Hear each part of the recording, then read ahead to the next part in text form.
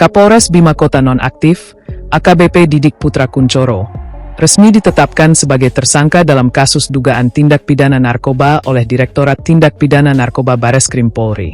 Penetapan tersangka tersebut dilakukan setelah gelar perkara yang digelar pada Jumat, 13 Februari 2026, siang.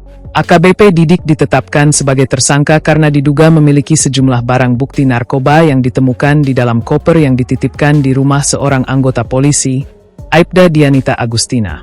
Kasus ini langsung menuai perhatian publik karena melibatkan perwira menengah kepolisian dan diduga mengindikasikan adanya jaringan lebih besar.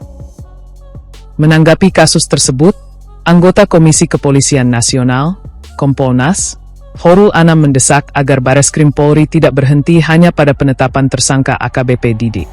Anam menegaskan pengusutan harus diperluas untuk membongkar jaringan narkoba yang diduga berada di balik kasus ini. Ia menilai penanganan kasus tidak boleh hanya berakhir pada proses etik internal, melainkan harus dibawa ke ranah pidana dan menyeret siapapun yang terlibat. Anam juga menekankan bahwa fokus utama penyidikan seharusnya bukan hanya pada oknum polisi yang terlibat, tetapi juga membongkar jaringan pengedaran narkoba yang lebih luas. Menurut Anam, kejahatan narkoba umumnya berjalan dalam sistem jaringan dan memiliki pola seperti mafia. Karena itu, keterlibatan anggota kepolisian dalam kasus ini menjadi sinyal bahwa ada jaringan kuat yang perlu diungkap lebih jauh.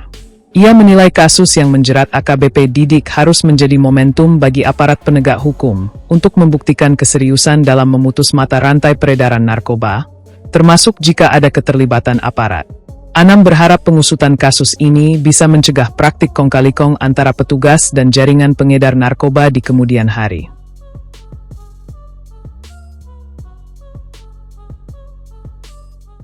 Download Tribun X sekarang, menghadirkan lokal menjadi Indonesia.